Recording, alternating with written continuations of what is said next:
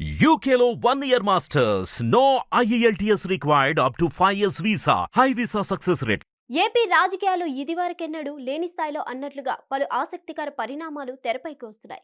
నిన్న మొన్నటి వరకు సోషల్ మీడియా వేదికగా తనదైన శైలిలో చెలరేగిపోయిన శ్రీరెడ్డి తాజాగా ఊహించని స్థాయిలో అటు వైసీపీ అధినేత జగన్ కు, ఇటు మంత్రి నారా లోకేష్ కు లేఖ రాశారు.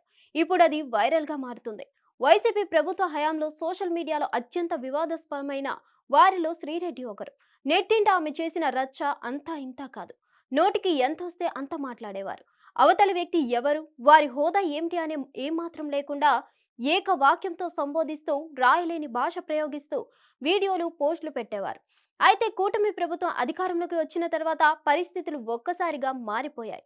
సోషల్ మీడియా వేదికగా అసభ్యకర పోస్టులు పెట్టిన వారు, అసహ్యకరమైన వ్యాఖ్యలు చేసిన వారిపై పోలీసులు ఉక్కుపాదం మోపుతున్నారు.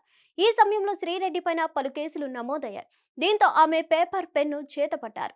లోకేష్ అన్నకు విజ్ఞప్తి అంటూ ఈ సందర్భంగా వైఎస్ జగన్, నారా లోకేష్లకు లేఖలు రాశారు శ్రీరెడ్డి.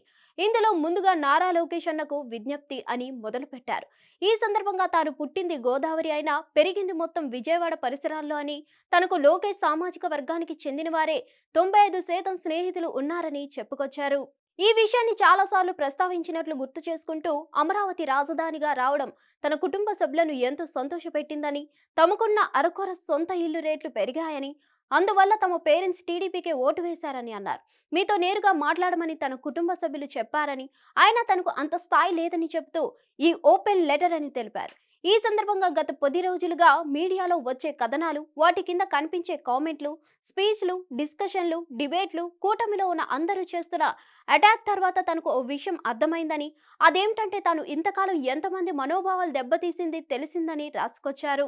ఇక ఇంట్లో పెళ్లి కావాల్సిన 3 పిల్లలు ఉన్నారని, దయచేసి తన కుటుంబాన్ని కాపాడాలని, తన బాధ తనకంటే ఎక్కువగా ఇంతమందిని పరిపాలించే మీకే బాగా అర్థమవుతుందని, కేసుల నుంచి తనను విముక్తురాల్ని చేయాలని కోరారు. ఇదే సమయంలో చిరంజీవి, నాగబాబు సినిమా ఫ్రెండ్స్ కి సారీ చెబుతున్నట్లు తెలిపారు. ఇదే సమయంలో సినిమాలోను, రాజకీయాల్లోనూ తాను ఫెయిల్ అయినట్లు, అందుకు తాను అంగీకరిస్తున్నట్లు చెబుతూ షర్మిల, సునీతలకు కూడా క్షమాపణలు చెబుతూ శ్రీరెడ్డి లేఖ రాశారు. జగనన్నకు, భారతమ్మకు నమస్కారాలు. ఈ సందర్భంగా మరో లేఖ రాసిన శ్రీరెడ్డి జగన్, భారతికి హృదయపూర్వక నమస్కారాలు చెబుతూ మొదలుపెట్టారు.